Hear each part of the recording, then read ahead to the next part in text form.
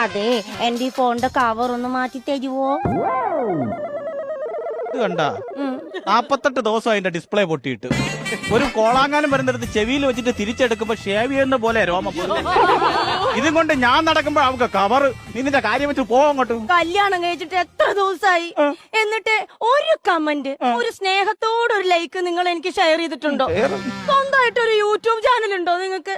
അതൊക്കെ പോട്ടെ, കണ്ടന്റും ഇല്ല. എനിക്ക് കണ്ടന്റ് ഇല്ലെന്ന്. ഇല്ല, എനിക്ക് കണ്ടന്റ് ഇല്ല. ഇല്ല. രാവിലെ ബാഗും തൂക്കി 2 സ്കൂളിൽ പോയത് ആരെ കണ്ടന്റ്?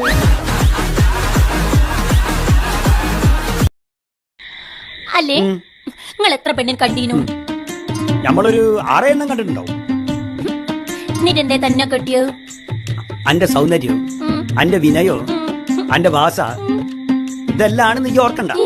എന്റെ വല്യമാന്റെ പേര് പത്തുമാന്നേനി. അപ്പന്റെ ഉമ്മ അറിഞ്ഞ് അന്നെ തന്നെ കെട്ടിയാ മതി. അങ്ങനെ പറ്റിയൊരു അബദ്ധ. ഒരു 10-16 ആൾക്കാർ കാണാൻ വന്നിരുന്നു. വലിയ ബിസിനസ്സുകാരി, ഡോക്ടർ, എഞ്ചിനീയർ. പക്ഷെ ഞാൻ വേണ്ടാന്ന് വെച്ച്. ഓരല്ല വേണ്ടാന്ന് വെച്ച്? ഞാൻ തന്നെ. അന്നുണ്ടല്ലോ എനിക്ക് മീന് ഭയങ്കര കൊതിയായിരുന്നു. നിങ്ങളെ കെട്ടിയാ പിന്നെ ഒന്നും ഇഷ്ടം പോലെ മീൻ തിന്നാലോന്ന് വിചാരിച്ച്. അങ്ങനെ സംഭവിച്ച അബദ്ധ. ഇനിയിപ്പൊ അതൊക്കെ സഹിക്കന്നെ. അതെ, നമുക്ക് ഹണിമൂണിന് പോവാണെങ്കിൽ UAE പോവാം. UAE പോകുമ്പോഴേ നമുക്ക് നൈറ്റ് ഡ്രൈവ് പോവാം. നൈറ്റ് ഡ്രൈവിന്റെ ആശാനാണ് ഞാൻ. നൈറ്റ് ഡ്രൈവ് എന്ന് പറഞ്ഞു കഴിഞ്ഞാൽ 7 മണി കഴിഞ്ഞു കഴിഞ്ഞാൽ ഇവൻ ജനൽ കമ്പിയിലെ ഇടയിൽ കൂടെ പെടുത്ത് വെളിയിക്കുന്ന ആന്തൂറിയം കരിക്കും. അത്രയ്ക്ക് പേടിയാണ്. നൈറ്റ് ഡ്രൈവിനൊക്കെ കൊണ്ടുപോകാൻ പറ്റിയ ചെറുക്കനാണ് കേട്ടോ. കുഴപ്പമില്ല. ചേട്ടൻ ഇന്റർവ്യൂവിന് പോയില്ലേ പ്രമോഷന് വേണ്ടിട്ട്? അന്ന് വൈറ്റിലെ വെച്ച് വലിയൊരു ബ്ലോക്ക് ഉണ്ടായില്ലേ? അത് ഒരു ലോറിയുടെ ടയർ വെടിയായിട്ട് വീണതല്ലേ? ആ ടയർ മാറിയിട്ട് ആ വണ്ടി പെട്ടെന്ന് അങ്ങ് മാറാൻ വേണ്ടിട്ട് ഞാനൊരു നേർച്ച നേർന്നായിരുന്നു. കറക്റ്റ് സമയത്ത് അവിടെ എത്തണ്ടായിരുന്ന അതിന് വേണ്ടിട്ട് 1001 രൂപയും ഉരുള് നേർച്ച. കണ്ടില്ലേ, തടസ്സങ്ങളുണ്ട്. അതായത് നേർച്ചകൾക്ക് വിഘ്നം വരുത്തി കഴിഞ്ഞാൽ വീട്ടിൽ തകർച്ച ഉണ്ടാവുകയും സാമ്പത്തിക ചോർച്ച ഉണ്ടാവുന്നതാണ് ശാസ്ത്രം. അന്ന് പെട്ടെന്ന് പോയി ഞങ്ങൾ ആ വഴിപാട് നടത്തിയിട്ട് വരാം. എങ്ങനെ ഓടിയെത്തും? ഇന്ന് അസ്തമയത്തിന് മുമ്പ് തന്നെ ചെയ്തു തീർക്കണ്ടേ, അല്ലേ? ദോഷങ്ങൾ മാറില്ല. കുഴപ്പമില്ല. ആ ക്ഷേത്രത്തിനെ മനസ്സിൽ സങ്കല്പിച്ചോണ്ടാ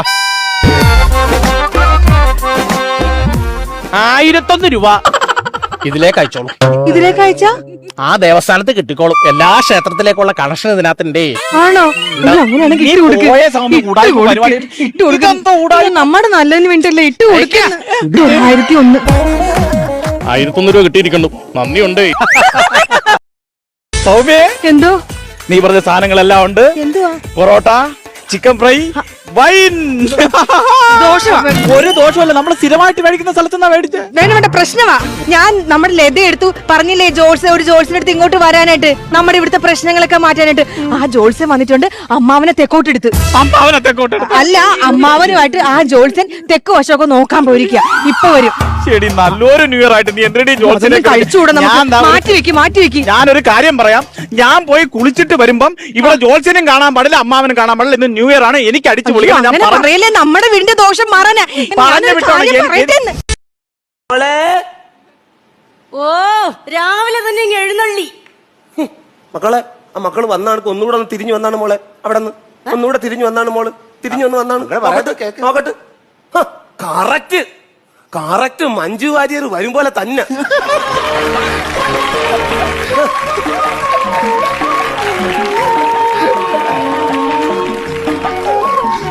ഇതെന്താണ്?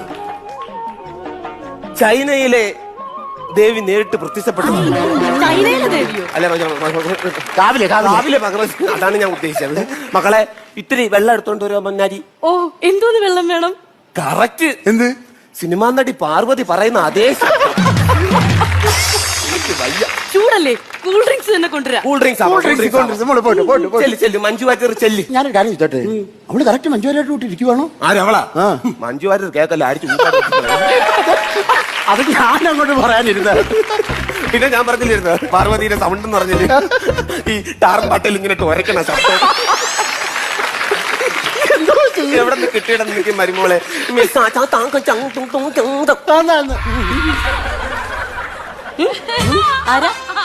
ഞാൻ ആരാന്ന്? അപ്പൊ നല്ല പാർവതിയുടെ ഞാൻ ആരാന്ന്? നയൻതാര.